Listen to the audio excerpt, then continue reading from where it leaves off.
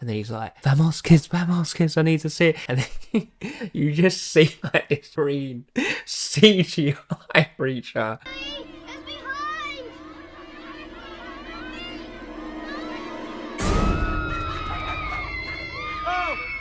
It is laughable if you think about it. Just look at the camera and like he's like screaming and recalling. So, Signs by M. Night Shyamalan. I remember Mel Gibson described M. Night Shyamalan as the new Speilberg, and that was the kind of reverence he was held in at the time. He actually made a film early on that I can't remember the name of, that kind of gets forgotten about, but essentially in everyone's mind his first film was The Sixth Sense, then he came out of Unbreakable, and then Signs, and it'd been hit after hit after hit, critical acclaim after critical acclaim. He understands the language of film, and not only that, he really loves what he does, so that he transmits that and he really wants to talk about it. He has a very good understanding of how he wants to see the story and what he wants to extract from it, technically on film and from performance. I mean, those are things you talk about on the spot. He doesn't settle for the usual kind of, oh, that was good enough.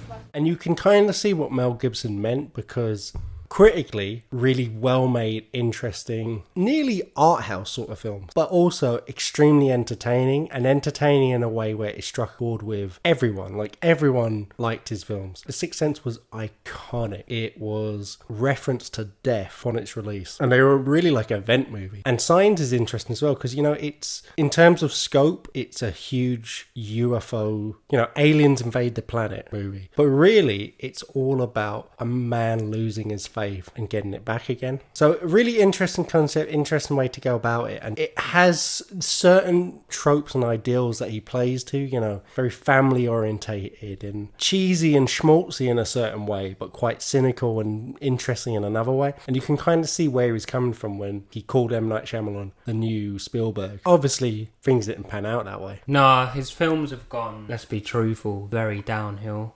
I wasn't a big fan of The Village, if I'm honest with you. Do you know what? I love The Village, and I think we've said it before here, but it's a film that got fucked over by the marketing. It's actually a really interesting film about denial and people wanting to go back to a more antiquated way of life. But I think the marketing team didn't know what to do with it and just hyped it up as like a horror movie, which it really wasn't. Back to your Spielberg comparison, the way I agree with it is when you watch an M. Night Shyamalan film, you can tell it's one of his films straight away, just simply by the skill he uses to build up the tension and atmosphere. He's a real master of that, and that is in abundance in Signs, to be honest with you. Well, I really like the child actors in this as well. They're very naturalistic. You know, the young girl is fantastic because her line delivery is brilliant. It doesn't feel like a child actor. It feels like the sort of weird way a girl that age might actually say things. Straight away when I saw the girl, I was like, where do I fucking recognise her from? And the whole running time of the film, I was battling with it and I refused to Google it. And right at the end, it's fucking Little Miss Sunshine, innit? I thought it was, from Little Miss Sunshine. And straight away you could tell from the bug-eyed features of the boy, that's a Culkin, isn't it? So that's Rory Culkin, who's the youngest out of Macaulay, and then it goes the guy in Succession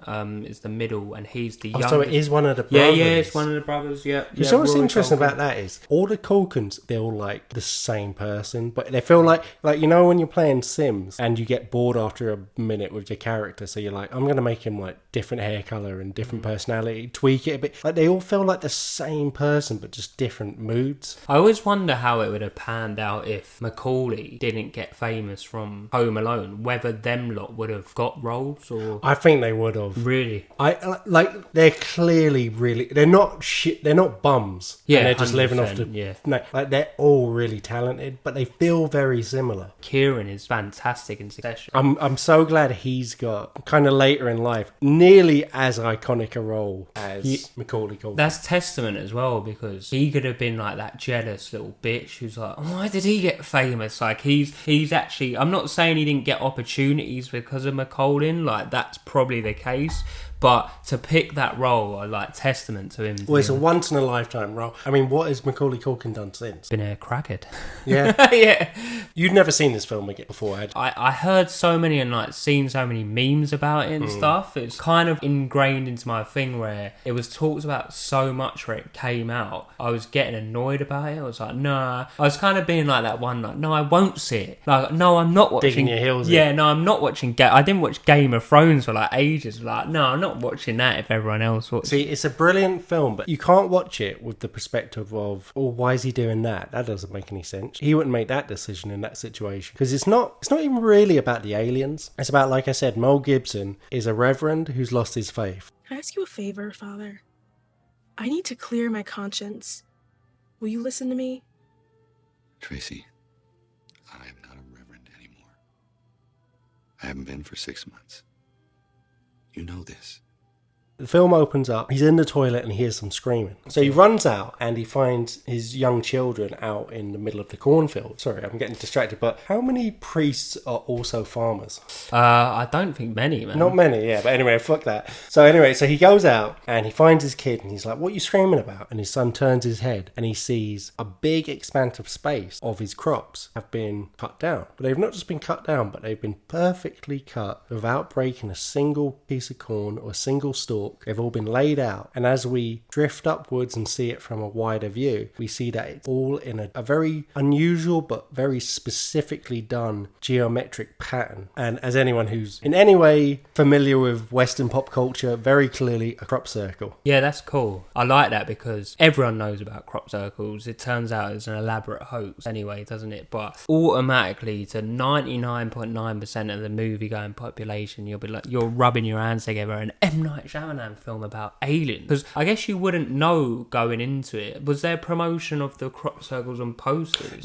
Yeah, that was literally the poster. Signs. In fact, I'm pretty sure the word signs were done in a crop field. So you'd be going into it, watching it in a cinema, being like, signs. This is an M. Night Shyamalan It's actually film. the opposite of what you're saying. You knew it was a film about aliens. You didn't know until you watched it. It was actually a film about a man losing and regaining his faith. We get into the film and it's just so fun seeing how they develop the fact that it's an alien invasion. And at the same time, you're learning about all the characters. You know, everyone has their weird little quirks. The daughter has this thing about water. It always tastes funny to her and she just leaves glasses of water all over the place. You know, the mum's recently died and that's like a big shadow hanging over everyone. Mel Gibson is this kind of bit of an awkward old Ned Flanders style dork. His younger brother's moved in with him and he's clearly a good guy. Probably was like the cool jock guy in school, but now he's kind of a bum. He's working at a local petrol station, gas station, and the son is at that age where he understands enough but doesn't understand anything, and it's that kind of worst age for something as tragic as a parent dying happening. So you're learning about all these characters, really well written, really well acted, funny in certain moments, quite touching in other moments, but at the same time in the background you see this alien invasion starting to unfold.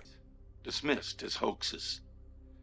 This new resurgence is wholly different.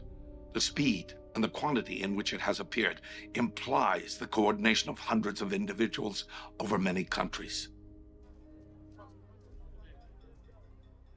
There are only a limited number of explanations. Either this is one of the most elaborate hoaxes ever created, or basically, it's for real. And if you sit and work out the logic of a lot of it, it's ridiculous and falls down straight away. You know, why the fuck would the aliens use hand-to-hand combat? Yeah, they said that They wouldn't. that's good. What would the little kid read from the book, innit? Yeah. Like, they have like this. Seemingly, there's an alien invasion happening, but a kid seems to have some sort of reference book guide to alien invasion, where they said the whole reason of it is they wouldn't use their technology because they're trying to get to the planet to harvest resources. And if they start using that technology, human race, what's the best technology we have? Nuclear weapons, which would then ruin all the resources. So makes sense in that way. It makes sense in that way. But at the same time, it's like, okay, so what? They don't have better technology than nuclear weapons? Could they not just eradicate every human on Earth instantly? Well, they wouldn't use hand-to-hand combat. They definitely have some sort of... of course They definitely have some sort of ray gun that just evaporate. But anyway... But the direction is good enough that you go with the movie. Yeah. And you're kind of just fine with that. You're like, that wouldn't happen, but you're not thinking about that because you're too busy caught up with the emotion of the film. Yeah. Other things like, why do they need to use crop circles for navigation when what we have sat nav, but they don't? Like, they don't have alien sat nav? This makes me laugh. Like, they've travelled from like light years away and got to this planet, but to find their way around the planet that they've got from light years away, they need crops. It makes no sense. It makes no sense whatsoever. It makes no sense. But if you get past that, there's a beautiful, wonderful film underneath, because it's not really about all that, even though it is on the surface. I mean, I guess like he's not a priest anymore. We find out, or a reverend, they call it later on, and maybe he's a farmer, Declan, just simply to set up the crop circle element. Yeah, maybe. Oh yeah, 100%.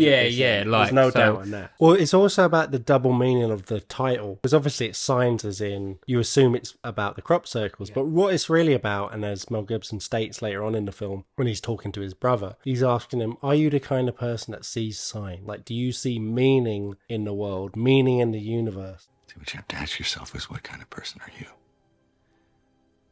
Are you the kind that sees signs, sees miracles? Or do you believe that people just get lucky? Or look at the question this way. Is it possible that there are no coincidences?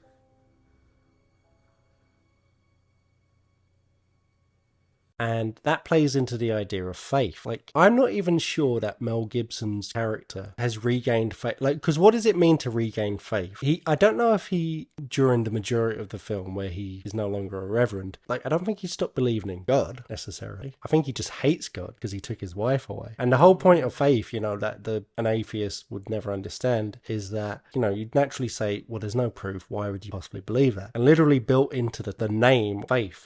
It's funny to think about whether anyone like actually believing or not believing God even plays into that. It's more about, what do you make of the universe around you? Do you see meaning in it? Do you see something that pertains to you, or is something trying to tell you something, or is it all just a random clusterfuck? But I feel like the whole idea of getting a faith or having a faith, you don't choose what faith it is. You're just born into someone who has a faith anyway. Like, you know, for example, me, I was born into a Catholic faith. My mum's Catholic. But at the same time, Declan, the people that have stronger faiths are the ones whose parents, in my opinion, are stricter and say, you must go to church, and you must read the Bible, and you must do that. Whereas me, my mum has never been like a strict Catholic. So she's like, look, this is what we kind of do. We'll go to church on big events like Christmas Day. It's a good foundation to be a good person. But you make your own decisions. And then, much like Mel Gibson's character in this, like, obviously we had a death of someone very close to us, and I just binned it off. I was like, I never really had a strong faith anyway, but then you took, you know, a friend away from me, so I'm like, I don't really care. Or maybe an alien invasion will bring you back to the church. Well, I did like later on when the aliens were invading, how they had the news of like people have been flocking to synagogues. Ground forces have been assembled in countries throughout the globe. Hundreds of thousands have flocked to temples, synagogues, and churches.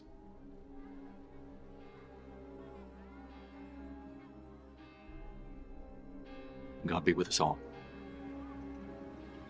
Would I do it personally? Probably not, No, because I've never used it before when times have been good. So why do I have to use it when times have been bad? Like, so you said something that's very true, in that most people happen to believe the religion that they were born into, you know, which isn't a coincidence. But also, a lot of people adopt religions or end up finding another religion. You know, born again Christians or people converting to other religions. But I don't think the particular religion matters. I think having a faith in something is just a natural human desire that we itch with different things. I mean, even people consider themselves atheists, subscribe to science and all that. 99% of them, they're not fucking scientists. They're just placing their faith in something else. Placing your faith in something that has a lot more backing, because, you know, for every physicist, there's also an engineer that builds a TV or a microphone. So it's, you know, it's obviously got way more credibility and backing behind it. But ultimately, you know, most of us don't know. We're just putting our faith in things. but we see throughout the film that Mel Gibson's character trying to run away from his past, essentially, but he keeps getting drawn back to it because everyone keeps referring to him. You see like elements where he goes to the pharmacy or goes around their little American town away from his farm, and they're like, hello father, I've done something bad, and he's like, can you stop calling me father? I don't do that anymore. So, you know, I'm sorry, but if you was once a priest, everyone's just gonna label you a priest. Like it's one of those things. It's true, yeah. You don't really like, you might not be a priest anymore, but you just always think like, that's the priest. Yeah, that's the priest, you know what I mean? As they're doing all the character development, there's also, more importantly, entertainment-wise, the series of set pieces building up the sense of the alien invasion. So early on, first of all, you've got where the young girl comes to Mel Gibson, wakes him up. I think she says there's a monster outside my window, so he's just like, she's had a nightmare. So he goes and gives her a little bedtime story, tucks her back into bed, but then you see that silhouette of someone hanging on the roof, sort of looking in. Yeah, I thought, again, it was good direction by Shyamalan, because in his films, like, often you don't, but for the majority of the film, you don't actually see it, but his art of building up the tension and, like, just having you get those tiny little glimpses really builds up the suspense. Oh, fantastic. It was brilliant in this film. The first time you actually see anything, any actual sighting of any part of the creature, Mel Gibson's gone into the cornfield. He's searching around and he's hearing noises, and he drops his flashlight and he's hitting it again and he's trying to get it working. And just as he's getting it working, you see that little leg slipping off into the corn. Yeah, it's really good because like half these scenes are at night as well, so you can only see shadows. But before that, like, dogs are seemingly going mad, aren't they? So like at the start of the film, their beloved dog is acting all weird and has pissed itself. They're like, there's something wrong with it, and then they bring it outside and just give it water, and it goes feral and tries to attack the little girl. Houdini? Bo, don't run. And then the kid kills it, doesn't he? So there's that whole element of you're thinking as the audience, can they control animals? Like, what's I don't know. on? I didn't think they would control animals. I think they were more just freaking them out. Yeah, they go absolutely feral. I thought it might have been something, because you know when they put the water there, and it went mad. Like, isn't rabies essentially like a fear of water for like animals, and they go feral? That is one of the symptoms of rabies. Yeah. Yeah. So I thought maybe like, but yeah, again, I'm reading into it. It's an M. Night Shyamalan film. So. Another great moment is when you see the little McCulkin is messing around with the baby monitor, and they seemingly are able to accidentally pick up some of the conversations or signals or whatever's going on between the alien. And there's that scene where they all get on top of the car, and it's a great moment where Joaquin Phoenix's character has, in the space of about 10 seconds, has gone from not believing it at all and being the biggest doubter to, no, we need to hear this, we need to get the reception, blah, blah, blah, keep holding on to it. And you can hear that weird click-clack type conversation seemingly between two of the aliens. There's two of them talking.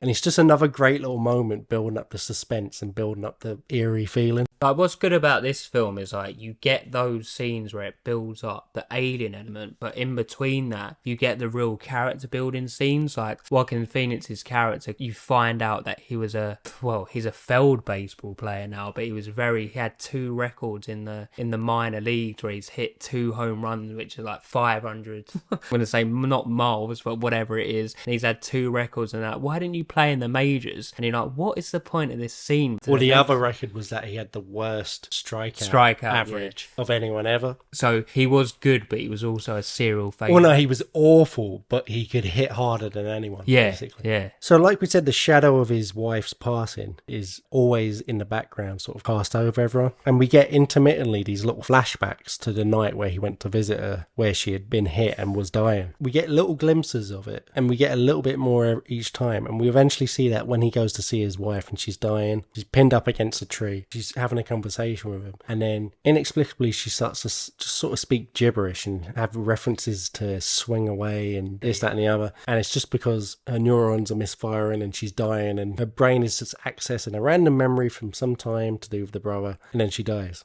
Like, I'm sorry, but this bit was so stupid. Like, literally he pulls up to the crash site and there's like a police officer that plays not a prominent role, but she's in it a little bit. She keeps going to the farm when they keep reporting stuff, and she's being like quite sarcastic and stuff like that. The way he sets up this scene, he goes to it, she's like, no, he's not going to hospital. If we move the truck, she will instantly die. And it's just like really, really stupid. Like she wouldn't die instantly from being hit. It was pretty. It's just another classic, like, makes no sense. See, let me ask you, like, how much of the film did just strike you as completely dumb? About 3 or 4 times I question, like, this is a bit stupid, isn't it? Like, so overall, not a lot, but there was 3 or 4 big moments I was like... But did they take you out of it? Or... No, I still... Oh, okay. I was still invested. Because I was just asking because I watched this when I was 10 for the first time, and I feel like a certain amount of whatever your first experience watching a film kind of colours it to a certain extent. So I do wonder if, do I just buy into it a lot because I was 10 at the time and I didn't necessarily think about all the dumb moments? Is this your second time? No, I've watched it. I fucking love this movie. I've watched it loads of times. On subsequent viewings, did you get like gradually more and more? No, like, what the fuck? I gotta be honest, it's one of those things where I didn't even realise how dumb some of the things in this film is until other people pointed them out. Yeah, I guess that's like good direction from Shyamalan, because even it's directed so well that you're just so invested in it. Obviously, we had those like brief sightings, and I like the way they used the news report to kind of like move along that. There's been crop circle sightings in various countries, all kind of like linked together. Then obviously you get probably the most famous scene that everyone remembers, and there's lots of like memes from it and stuff like that. Whenever they've reported like alien sightings, they'll use that as a joke. We've got this sighting from her kid's birthday party in Brazil. This is verified. Brace yourself, like blah blah blah. And then it's like the kids run into the window. You got Joaquin Phoenix character, like he's put the TV in a closet so the kids can't see it to scare him, and then he's like, vamos kids, I need to see it. And then you just see like this green CGI creature.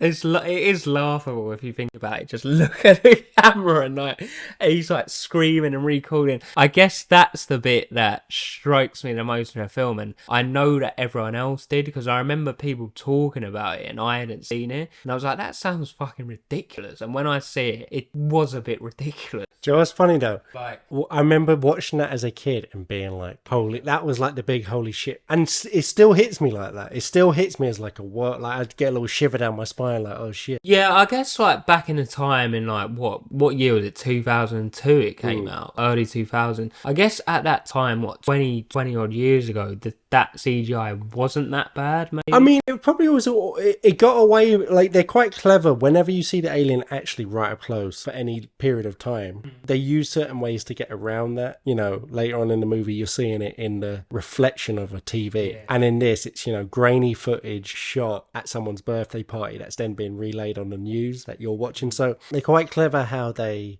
get around the lack of detail and the lack of quality in the CGI. But for me, there's something about this scene. I think the fact that it harkens back to like the early days of YouTube, where people weren't as savvy about how even average people could just do fairly good jobs of faking things and doing special effects for videos and uploading it. And that feeling of you watch a video and you're like, oh, is that real, or someone faked it, or I don't know, blah blah blah. It tapped into that sort of feeling, and for me it's the most memorable part of the film. But what I like about it as well is the subtle references that are around, even though you don't see them. The wind will be blowing, and the little wind chimes will be moving, and you'll know they're around due to the visual cues.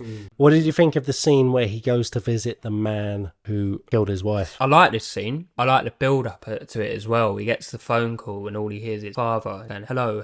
Obviously he can recognise the voice, so he's like, I'm going out, no one leave, everyone stay here, I'm going to see the vet. So he goes there, he looks through the house, nowhere to be seen the guy, but he sees there's been kind of a struggle, there's chairs littered all over the floor. Kind of, you see it as the audience, car in the background, and he turns around and the vet's in the car, and he goes over. He's clearly been hurt because he's bleeding, isn't he? And this monologue, it was good acting because it was quite emotional in a way, where the vet, who we find out is the one that hit his wife by falling asleep essentially, so he fell asleep for 15 seconds and hit him. He wasn't drunk or anything, it was just nature. I don't know, maybe he had a long day that day, and he basically apologises and says, I'm really sorry, and in these exact words, I made you lose your faith. But there's something very eerily weird about the vet. He seems like very distant. That's M. Night Shyamalan. Oh, is that him? Yeah. He has a thing of putting himself in quite significant cameos in his films, like Quentin Tarantino. I guess he was Indian, so I kind of like guessed it could be him.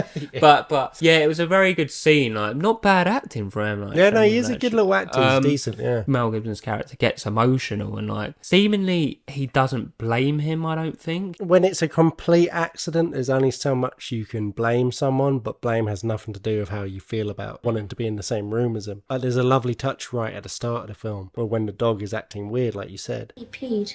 I think he's sick. Why don't you take him outside? I'll call Dr. Crawford. He doesn't treat animals. He'll know what to do. But clearly he just doesn't want to contact the vet, even if his dog is in need of help. It's a level of avoidance because he just doesn't want to deal with it. And fuck me, like, you're talking about the monologue, which is well delivered, but as the monologue's been delivered, we're zooming into Mel Gibson's face, and that is some fucking acting. Acting's not always about the big storming, crying and whatever. Like, there's very subtle but brilliant acting as you see him going through the emotions of it on his face internally. Yeah, you can see like tears like kind of building up, that real visual, no words needed skill of acting. And this is a key bit of dialogue. He goes, I'm gonna go to the lake. I don't think they like water. And then he says, but father, don't go in the pantry. There's one in there. I've locked him in there. And I was like, shit, like I know that the Reverend's gonna go in there, and he does. And again, this is really, really cool directing. He slowly edges towards the door, and all you see from under the door frame is like the shadows skitting around. And he does this whole weird thing of like, hi, I'm a policeman. We know about your prank. I'm gonna get the paddy wagon. And he's like,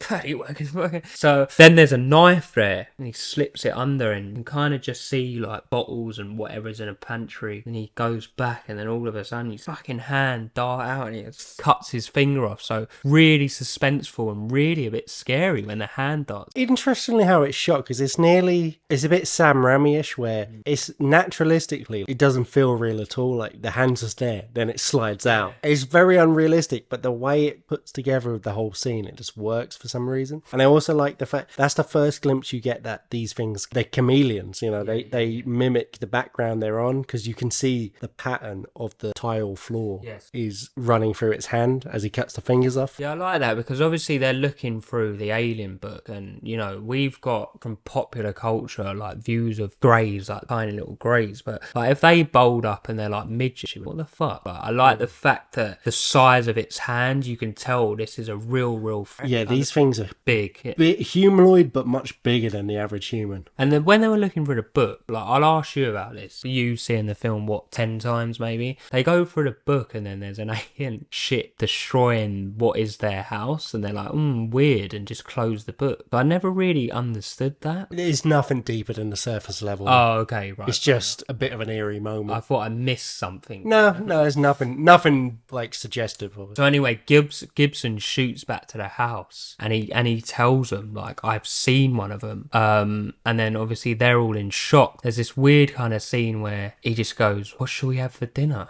They're like, oh, I'll have a tiramisu or whatever the fucking guy says. I'll have a cheeseburger, I think. And he's like, oh, the little girl's like, with extra mayo. Yeah, I'll have spaghetti. And he's like, good choice. Like, I love that though. It's like a last meal. It's like a last meal, like what they would do on death row, essentially, like that final meal. What would you have? I'd have pulled pork. Oh, just in a sandwich. No, maybe in a sandwich, but also enough left over to go on a jacket potato. But are we basing this on we are stuck in our house, or we can have anything we want? Whichever you want. I would have. Are you allowed two things? Yeah, you're allowed. I'd definitely 100% have a proper nice steak. Okay. Hand cut chip, man. I love a steak and shit. But don't shoot me down for this. I fucking love KFC. Yeah.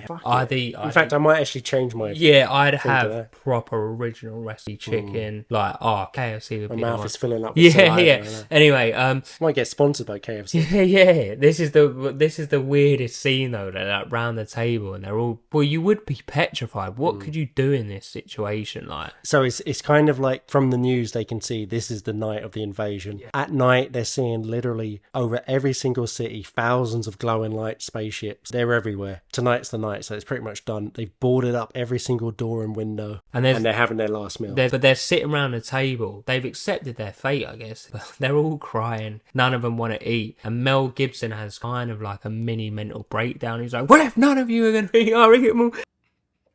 I am not wasting one more minute of my life on prayer. Not one more minute. Understood? Now we are going to enjoy this meal. No one can stop us from enjoying this meal, so enjoy it! Stop crying! Graham. Don't yell at her.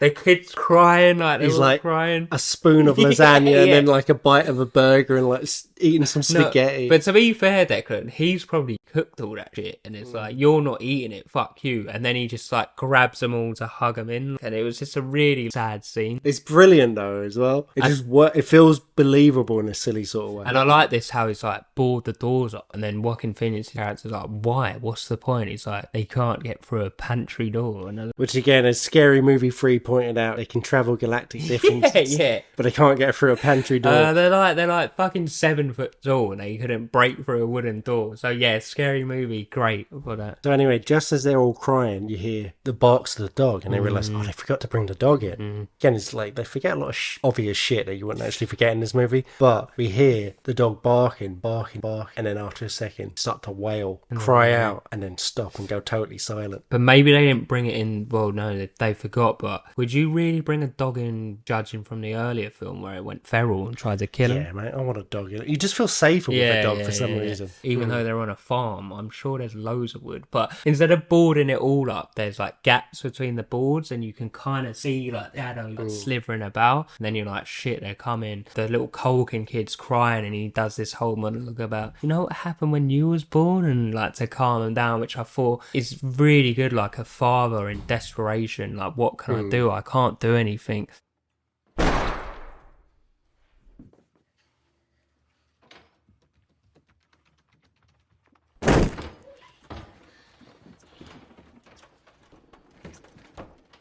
They forgot to do the attic. You hear psh, and then Joaquin Phoenix is giving a play-by-play update. The kids are crying. He's like, they're in the house. And they're like, well, that's no fucking useless, is it? Like, you're just making it worse. Then they retreat down to the basement. It's really good. Like, I wondered what I would do. Like, I always think about zombie films and stuff like this. Where would I go? I just go to the London Underground, man. Like, literally, they have like the full like shutters they pull across. Like, you could go down, and they can't get through wood, so there's no way they get through metal. You know what I mean? But anyway, they go down to the basement and they're trying to get in. There's one wooden door. They're thinking, oh, have we covered every eventuality?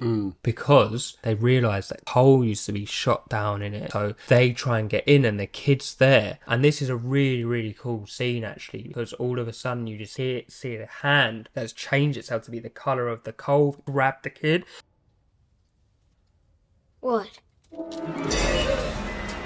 Pull it!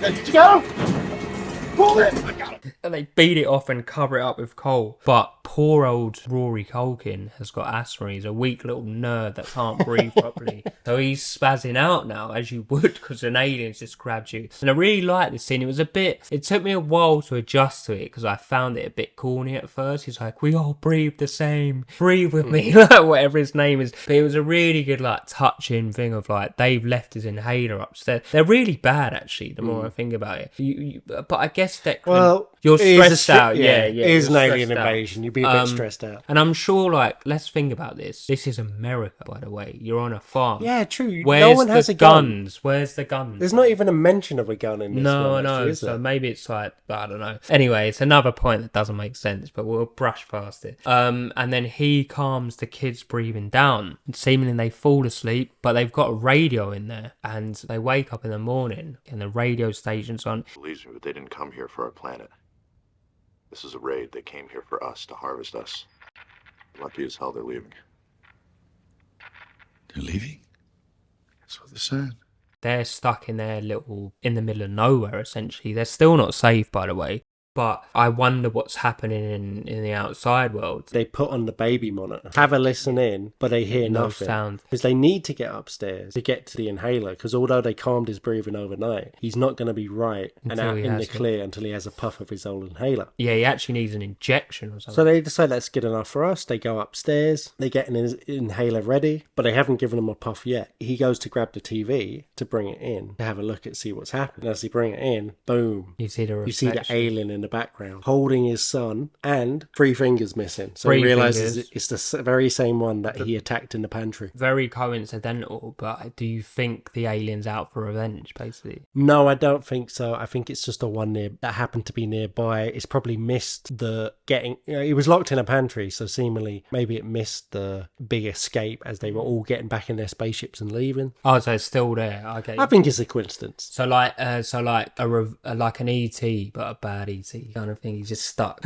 Yeah, he's fucked up. Yeah, He's just freaking and angry. out. Maybe it is revenge, actually. I think you might have a point. Yeah, I think it's revenge. He has to cut off 3 of his fingers. This is one of the things I really like about the design of the aliens in here, how they're envisioned. They have a very specific look. At one point when it turns around, you actually see it even has unusual markings along its back. I don't know if it's tattoos or just natural complexion of its skin. But first of all, they have a chameleon-like quality where they blend in with any pattern or colour. But also they have this little protrusion that comes out of their wrists, which seemingly has poison gas. So it's a really interesting, quite distinct, unique alien design. But you see the aliens holding the boy and it delivers the gas. Just before this, we finally get the complete flashback of Mel Gibson seeing his wife in their final conversation. And this is the moment where he kind of seemingly regains his faith and finally sees that maybe this wasn't just a random series of events. Maybe all that happened and in some way were signs in order to all come down to this very moment and save her. Sees the bat, turns to his brother and says, swing away. And he seems to immediately know what it means, grabs the bat and starts fucking laying pipe down on the alien. Bang, whack. It doesn't seem to be doing a lot of damage, if I'm honest with you, but what it does do, the daughter, we touched previously before about her obsession with water. She's always getting glasses, leaving them half empty.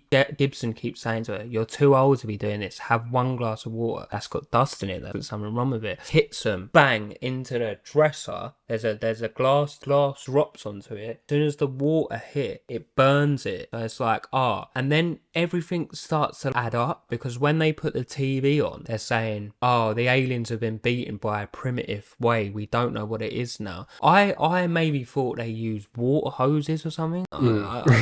Primitive water. Yeah, I didn't really get that, to be honest. But essentially, they worked out to use water and they're weak to water. I don't understand how the vet M. Night Shyamalan had worked out himself. Well, he hadn't. He had heard rumours. Oh, he'd heard rumours. Okay. Also, it's kind of like, why would you go to a planet that's 70% water? If you knew you was weak to water. Yeah. But who cares? But there's a great line in it earlier when watching TV and Joaquin Phoenix's character says, this is like War of the Worlds. And obviously, in War of the Worlds, they come to Earth and are beaten by a common cold. So yeah, another natural element that's kind of beyond human affection. Yeah. But it's just the way the whole final sequence comes together. And when you talk it out objectively like this, it's obviously all ridiculous, but the story, in a poetic logic, it makes perfect sense. And under M. Night Shyamalan's direction, it all comes together perfectly. And it still puts chills down my spine as, you intercut between Mel Gibson carrying his son outside and giving him the inhaler and thinking the poison didn't get in his system because his lungs were closed. And he's telling himself that, but in the audience, that's what happened. Yeah. His brother's inside, beating the alien with the bat, but also smashing the water and using that. The sister's running around all terrified, and it all comes together. The alien's killed, the alien falls back, water falls in its face. You see its breath panting as it's dying, and its breath starts to stop. Just as at the same time, you see McCulkin's breath start to come back. The bat's broken on the floor. And it's just brilliant. The final scene, which I found really good, because it pans across and it kind of mimics the opening scene. Yeah, it skips time as well, and you see snow outside, which to me showed that they were safe, because obviously the aliens wouldn't be able to come with snow. It's all water, isn't it? Oh, yeah, so they just burn as they stepped on it, so they're safe. And you see Gibson putting on his dog collar and stuff like that, and putting on his suit. Really cool. Like, you say a lot about priests, but their outfits are cool as yeah, I thought that, yeah. Do you know what I mean? Like all black, and the yeah. one bit of white, and then he steps into the camera and it just ends right. Yeah, really cool as fuck, man. Brilliant film. Do you recommend Sci signs in. Yeah, like through the course of watching it and through the course of this review, I've come to realise further that there's a lot of elements that are kind of plot holes in a way that don't make sense. It's about 10 times as dumb as I realised, just even talking it through.